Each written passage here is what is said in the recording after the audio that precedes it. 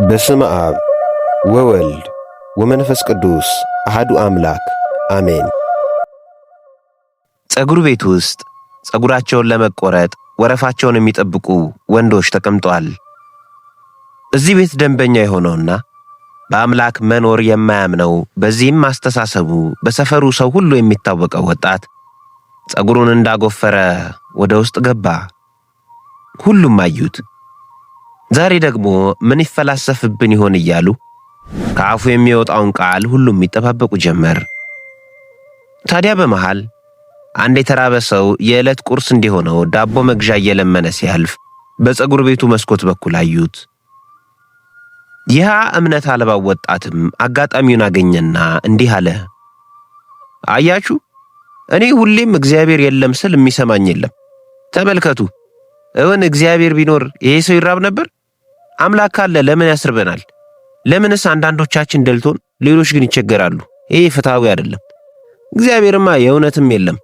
ስንጨነቅ የምናደርገው ስናጣስ እውን አምላክ ካለ ለምን ዝም ይለናል? የሚያስፈልገንን እያወቀስ ለምን ዝም ይላል?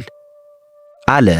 በተናገረው ንግግር በእጅጉ እየኮራና እየተማመነ። ይህን ጊዜ ሁሉም ሰው ጥግ ጋር ወደ ተቀመጡት ሽማግሌ ዞረ። እኛም ሽማግሌ እንዲህ አሉት። ወጣቱ ለምን ወደዚህ ፀጉር ቤት መጣ? ፀጉሬን ልቆረጥ ነዋ። እኮን ፀጉር ቆራጩ ነው ወደ አንተ የመጣው ወይስ አንተ ነህ ወደ እርሱ የመጣኸው? እኔ ነኝ እንጂ ያው ፀጉሬ ስላደገ እንዲቆርጥልኝ ወደ ፀጉር ቤት የመጣሁት። አየህ፣ ስንጨነቅና ስንጠበብም እኛ ወደ እግዚአብሔር ልንሄድ ያስፈልገናል። ወደ እርሱ ቤት ሄደንም ጌታ ሆይ በላይ ላይ ያደረውን ጭንቀትና ችግር ቆርጠህ ጣልልኝ ብለን ልንነግረው ያስፈልጋል። እኛ ወደ እግዚአብሔር ልንሄድ ያስፈልገናል። ይህ ፀጉር ቆራጭ ፀጉርህ እንዳደገ ያውቃል። አንተ ወደ እርሱ መጥተህ ፀጉሬን ቁረጥልኝ እስካላልከው ድረስ ግን ምን ሊያደርግልህ ትፈልጋለህ? ስትነግረው ያን ጊዜ እንዳሻኸው ፀጉርህን ያስተካክልልሃል፣ አላስፈላጊውንም ቆርጦ ይጥልልሃል። ቅዱስ ዮሐንስ በመልእክቱ ሰው አጠገቡ የሚያየውን ወንድሙን ሳይወድ የማያየው እግዚአብሔርን እወደዋለሁ ማለት አይችልም ብሎ ያስተምረናል። እግዚአብሔር በእኔና ባንተ ነው የሚሠራው። ለራበው ሰው አንተ ምን አድርገህለታል? የሚበላ ሰጥተኸዋልን? ውሃ ሳጠጥተኸዋል? ተራቅቶ ስታየው አልብሰኸዋል? የታመመውን ሰው ረድተኸዋል? ልጄ በእስር የሚማቅቁትን ጠይቀሃል? ያዘነውንስ ሰው አጽናንተኸዋል? ይህን ስታደርግ እግዚአብሔር ድጋሜ መልካም እንድታደርግ ጨምሮ ይሰጥሃል፣ ለብዙዎችም ትደርሳለህ። እግዚአብሔር በሰዎች ላይ ነው የሚሠራው። የኔ ልጅ ወደ ራስህ ተመልከት አሉት። ይህም ወጣት የደነደነ ልቡ ተከፈተለት። እግዚአብሔር የለም እያልን የምናማርር ሁላችንም ወደ ራሳችን እንመልከት። እግዚአብሔር በዓለም ላይ ለሚከሰቱ ነገሮች ዝም የሚል ሳይሆን ለሁሉም ነገር የራሱ ጥበብ፣ ምክንያትና ጊዜ ያለው አምላክ ነው። እግዚአብሔር ሰውን ሲፈጥረው እንደ ግዑዝ ፍጥረት ወይም እንደ እንስሳት ሳይሆን ክፉንና ደጉን የመምረጥ ነፃ ፈቃድ ሰጥቶታል። በዓለም ላይ ለሚታዩ አብዛኞቹ መከራዎች ማለትም ጦርነት፣ ግፍ፣ ረሃብና ሌሎችም መንስኤው የእግዚአብሔር ዝምታ ሳይሆን የሰው ልጅ ይህንን ነፃ ፈቃድ በአግባቡ አለመጠቀሙ ነው።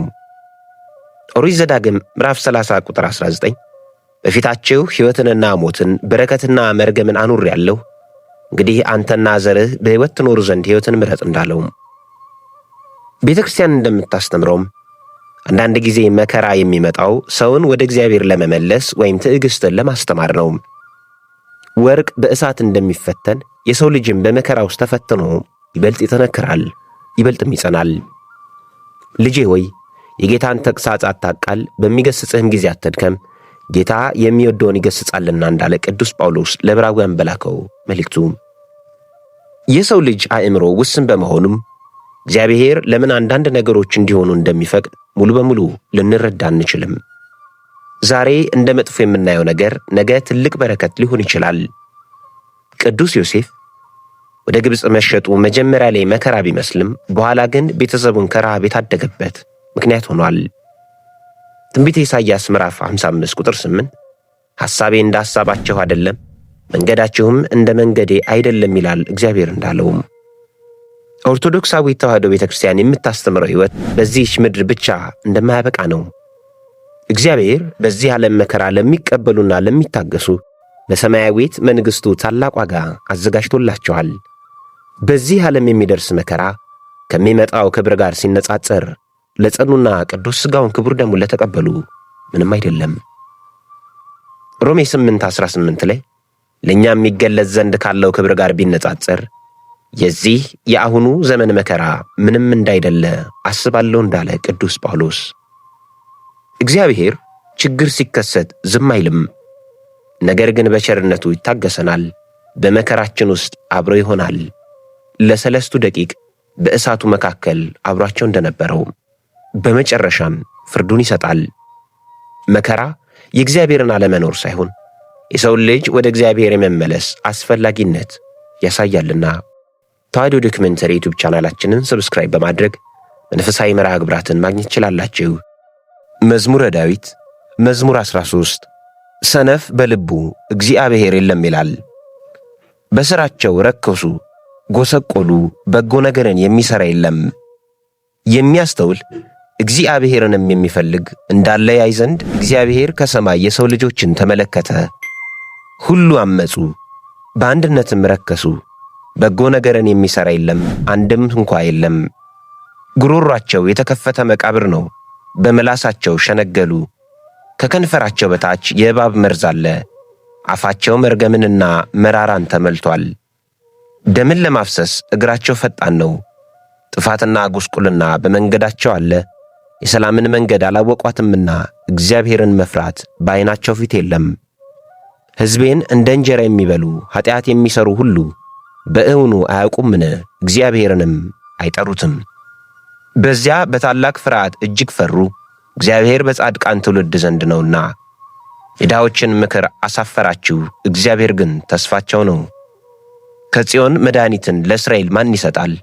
እግዚአብሔር የሕዝቡን ምርኮ በመለሰ ጊዜ ያዕቆብ ደስ ይለዋል፣ እስራኤልም ሐሴት ያደርጋል። ለተጨነቀች ነፍስ ረፍት ይሆናት ዘንድ ለወዳጆች አጋሩ፣ እኛንም በጸሎት አስቡን። ወስብሐት ለእግዚአብሔር ወለወላዲቱ ድንግል ወለመስቀሉ ክቡር። ይቆየን።